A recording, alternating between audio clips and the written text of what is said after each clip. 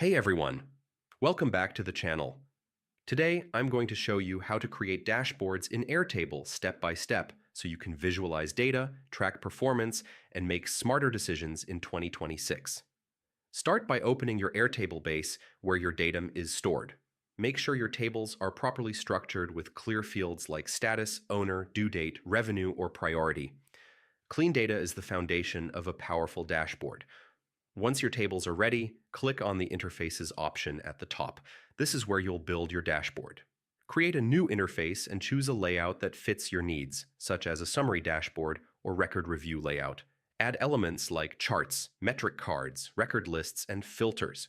For example, you can add a bar chart to show monthly revenue, a pie chart for task distribution by status, or a metric card displaying total completed projects.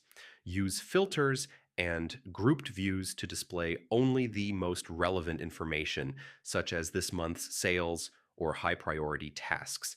Arrange elements clearly so your dashboard is easy to read and visually organized. You can also customize permissions to control who can view or edit the dashboard. Finally, test your dashboard by updating records in your base and watching the data refresh in real time.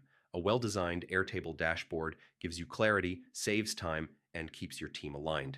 That's it for today. If this guide helped you, like, subscribe, and hit the bell icon for more Airtable tutorials. Start building smarter dashboards in Airtable today and take full control of your data in 2026.